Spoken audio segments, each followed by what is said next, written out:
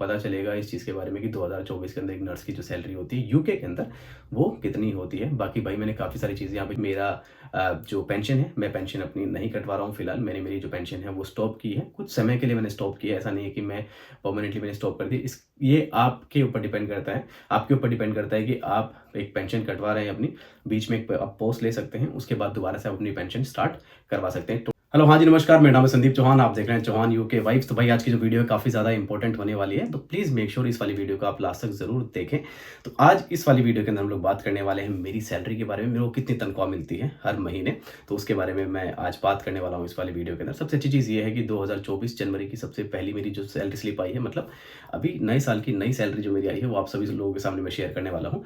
तो इससे एक आइडिया हो जाएगा आप लोगों को, जो भी लोग यूके आ रहे हैं या फिर आने का प्लान कर रहे हैं, कि आपकी सैलरी यहाँ पे कितनी होगी।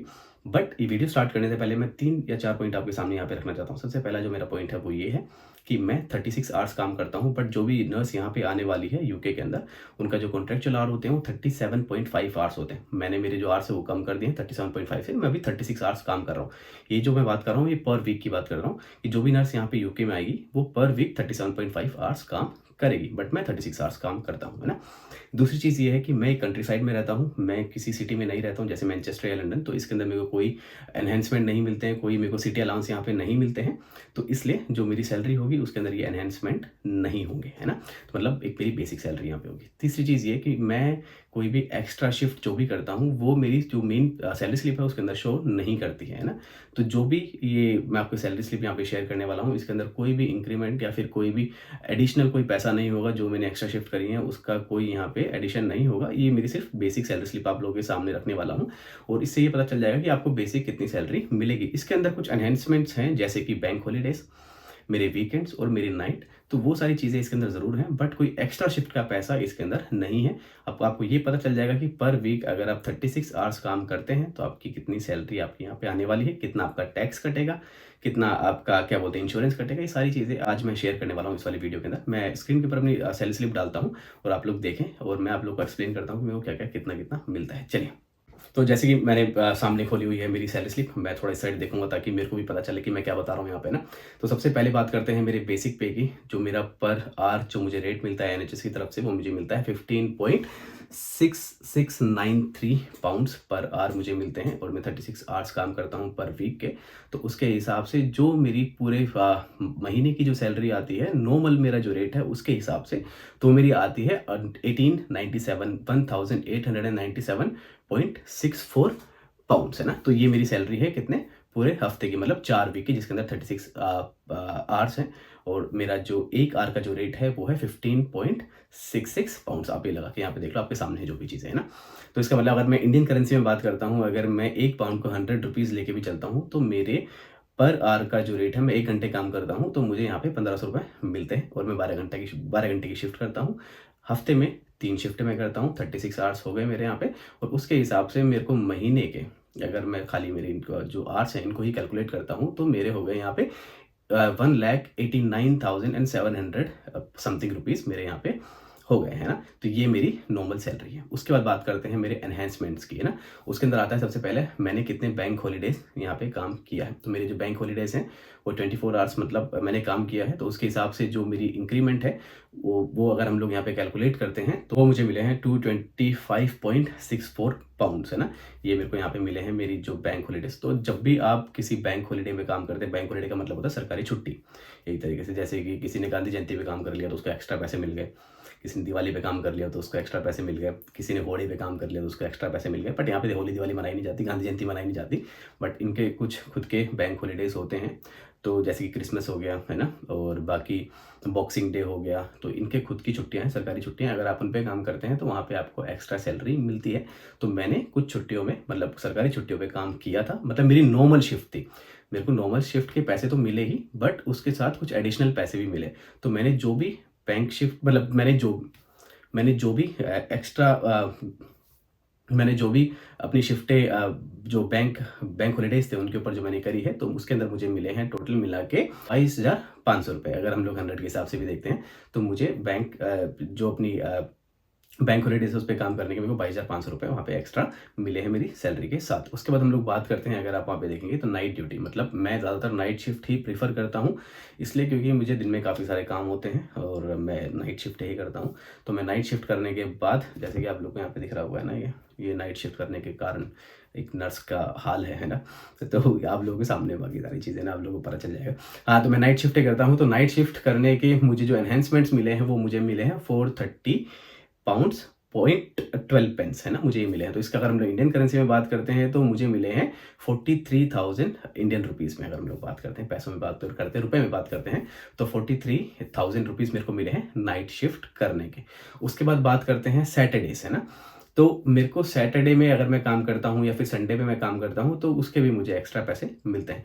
तो अगर मैंने आपके सामने यहाँ पे मैंने सैटरडे में काम किया है तो उसके लिए मुझे मिले हैं 91 पाउंड्स एंड 67 पेंस मुझे मिले हैं, मतलब मेरे को 9,100 रुपये यहाँ पे सैटरडे के मिले हैं। वहीं अगर हम लोग बात करते हैं संडे की, मैंने संडे के ऊपर भी काम किया है, संडे में भी मतलब मैंने काम किया है। नर्सिस के लिए क्या संडे, क्या मंडे, क्या ट्यूसडे, क्या वेडनेसडे, अगर किसी नर्स से आप रैंडमली उठा के पूछोगे कि भाई आज कौन सा डे है, तो बेचारे को फ़ोन देखना पड़ेगा क्योंकि उसको पता ही नहीं है कौन सा डे हो। क्योंकि मेनली क्या होता है, बाकी आप कहीं पे भी काम करते हैं, किसी ऑफिसेज में काम करते हैं, वहाँ पे आपकी सैटरडे संडे की छुट्टी होती है, तो आपको पता है कि वीकेंड क्या होता है। नर्सिस के लिए कोई वीकेंड नहीं होता है, जिस दिन आपकी ऑफ है वही आपका वीकेंड है। सही बात है कि नहीं? क्योंकि आप संडे को भी काम करते हो, मंडे को भी करते हो, ट्यूसडे को भी करते हो, वेडनेसडे को भी करते हो, तो हमारे लिए कोई भी सैटरडे संडे कोई मैटर नहीं करता है। बट अगर आप यूके में काम करते हैं, आपने नाइट शिफ्ट करी तो आपको एक्स्ट्रा पैसा मिलेगा, सैटरडे काम किया एक्स्ट्रा पैसा मिलेगा, संडे काम किया एक्स्ट्रा पैसा मिलेगा, और बैंक हॉलीडेज़ पे काम किया तो और भी ज़्यादा एक्स्ट्रा पैसा आपको यहाँ पे मिलता है। तो बात करते हैं हम लोग, मेरे को संडे के कितने रुपए एक्स्ट्रा मिले। तो यहाँ पे मुझे मिले हैं 197.43 पेंस, तो मतलब 197 पाउंड्स एंड 43 पेंस मेरे को यहाँ पे मिले हैं। अगर हम इंडियन करेंसी में बात करते हैं तो 19,700 रुपये मुझे मिले हैं।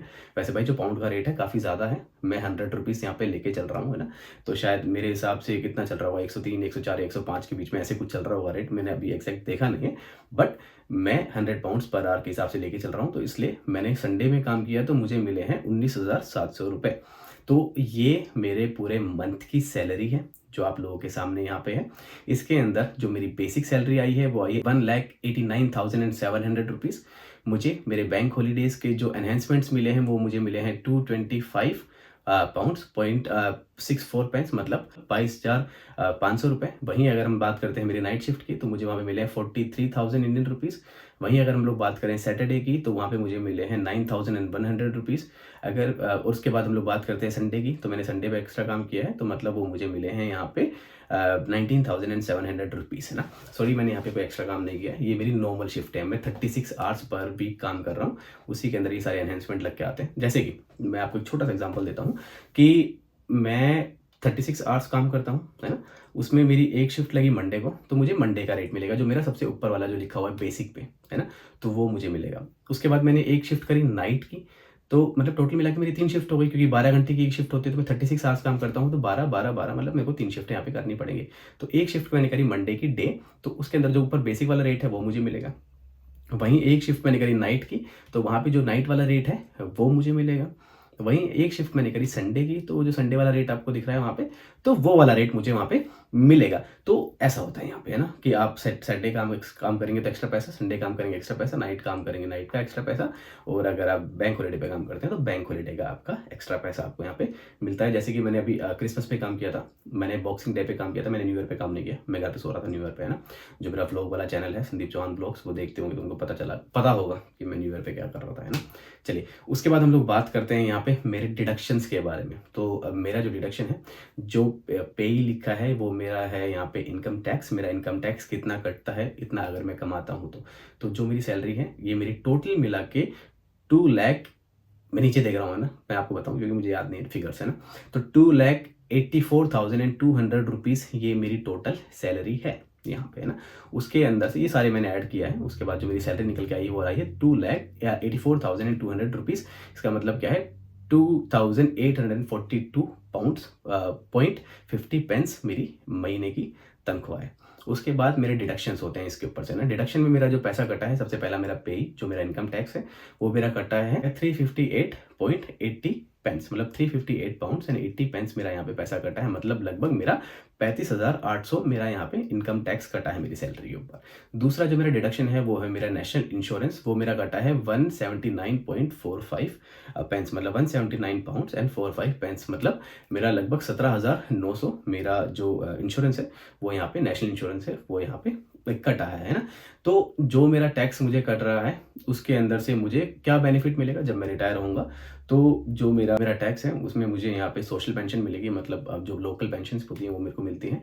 वहीं जो मेरा इंश्योरेंस है उससे क्या फ़ायदा होगा कि जो भी मेरी हेल्थ है वो सारी चीज़ें यहाँ पे कवर रहेंगी और मुझे किसी भी ट्रीटमेंट का इन सब चीज़ों का कोई पैसा नहीं देना है, मुझे सीधा जाके हॉस्पिटल में अपना ट्रीटमेंट करवाना है, सीधी सी बात है ना। तो इसके कुछ बेनिफिट्स भी हैं जो भी आपके डिडक्शंस यहाँ पे हो रहे हैं ना। तो चलिए, तो ये सारे मेरे डिडक्शंस हैं। इसके अंदर एक डिडक्शन मिसिंग है, वो है मेरा जो पेंशन है। मैं पेंशन अपनी नहीं कटवा रहा हूँ फिलहाल, मैंने मेरी जो पेंशन है वो स्टॉप की है, कुछ समय के लिए मैंने स्टॉप किया है, ऐसा नहीं है कि मैं परमानेंटली मैंने स्टॉप कर दी। ये आपके ऊपर डिपेंड करता है, आपके ऊपर डिपेंड करता है कि आप एक पेंशन कटवा रहे हैं अपनी, बीच में एक आप पॉज ले सकते हैं, उसके बाद दोबारा से आप अपनी पेंशन स्टार्ट करवा सकते हैं। Totally depends upon you, right. तो मैं किसी को नहीं बोलूँगा पेंशन स्टॉप करने के लिए, अगर आपको करवानी है तो अपनी पेंशन डिडक्शन करवा सकते हैं, किसी को नहीं करवानी है वो नहीं करवा सकते हैं, ये सब चीज़ें आपके ऊपर डिपेंड करती हैं। चलिए, है ना। तो ये मेरा टोटल आपका मैंने बता दिया, मेरा ये डिडक्शन है और ये मेरी अर्निंग है। उसके बाद हम लोग बात करते हैं मेरी टोटल पे कितनी बनी। जैसे कि मैंने आपको पहले बताया 2842.50 पेंस ये मेरी बनी है मेरी टोटल, मतलब 2,84,200 रुपये इंडियन करेंसी के हिसाब से।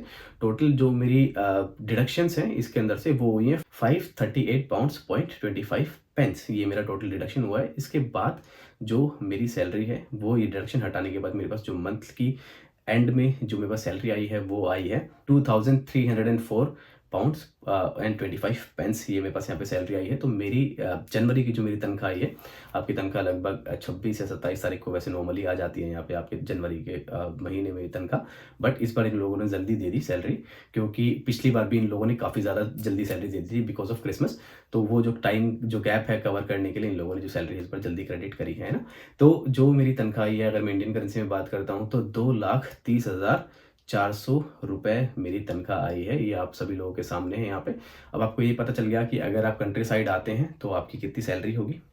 अगर आप सिटी में नहीं रहते हैं, आपके पास कोई सिटी अलाउंस नहीं है, तो आपकी सैलरी पर मंथ यहाँ पे कितनी होगी। अगर आप 36 आवर्स पर वीक काम करते हैं तो आपकी सैलरी कितनी होगी। अगर आप क्या बोलते हैं एक्स्ट्रा शिफ्ट नहीं करते हैं और आपको लगता है कि मेरे को एक्स्ट्रा शिफ्ट नहीं करनी, मेरे को सिर्फ हफ्ते के 3 दिन ही काम करना है, तो आपके at the end of the month आपके अकाउंट में कितने रुपए आएंगे। अब बात करते हैं ये जो सैलरी है ये वेरी होती रहती है ना, कि मैं ये नहीं कहूँगा कि ये जो मेरी सैलरी है अगले महीने भी सेम ही आएगी, इससे ज़्यादा भी हो सकती है, इससे कम भी हो सकती है। मैं नाइट शिफ्ट ज़्यादा करूँगा तो मेरी सैलरी ज़्यादा आएगी, मैं सैटरडे ज़्यादा करूँगा तो सैटरडे की मेरी सैलरी ज़्यादा आएगी, अगर मैं संडे ज़्यादा करूँगा तो मेरी संडे की सैलरी ज़्यादा आएगी। वहीं अगर मैं नाइट शिफ्ट नहीं करता हूँ तो मेरी सैलरी कम आएगी, संडे नहीं करता हूँ तो सैलरी कम आएगी, अगर मैं सैटरडे नहीं करता हूँ तो मेरी सैलरी कम आएगी। बट आप लोगों को लगभग एक आइडिया मिल गया होगा कि अगर आप सिटी में नहीं आते हैं और बाहर कंट्री साइड में आके काम करते हैं तो 2024 के अंदर आपकी जो सैलरी होगी वो कितनी होगी। होपफुली आपको ये जो वीडियो है इन्फॉर्मेटिव यहाँ पे लगी होगी और आपको पता चलेगा इस चीज़ के बारे में कि 2024 के अंदर एक नर्स की जो सैलरी होती है यूके के अंदर वो कितनी होती है। बाकी भाई मैंने काफ़ी सारी चीज़ें यहाँ पे छुपा रखी हैं, मेरा नाम, मेरा एम्प्लॉयमेंट नंबर, ये काफ़ी सारी चीज़ें मेरी जो पर्सनल चीज़ें वो मैंने यहाँ पे छुपा रखी है। I am really sorry guys, मैं वो चीज़ें यहाँ पे शेयर नहीं कर सकता हूँ, बट हाँ मैंने अपनी जो सैलरी स्लिप है आप लोगों के सामने शेयर कर दी, वो मेरा फ़र्ज़ बनता है बिकॉज चैनल बनाया है मैंने, तो ये सारी चीज़ें भी आपके सामने रखनी ज़रूरी है ना, क्योंकि आप आ रहे हो अपनी फैमिली को छोड़ के आ रहे हो यहाँ पे, तो एक पैसे के लिए हम लोग आते हैं, पैसे के लिए हम लोग काम करते हैं, है ना। At the end of the day पैसा ही मैटर करता है, सही बात है कि नहीं। तो चलिए, ये सैलरी आपके सामने है, अब बाकी डिसीजन आपका है। मिलते हैं अपने नेक्स्ट वाली वीडियो के अंदर। Thank you so much guys, आपने हमें इतना टाइम दिया, धन्यवाद।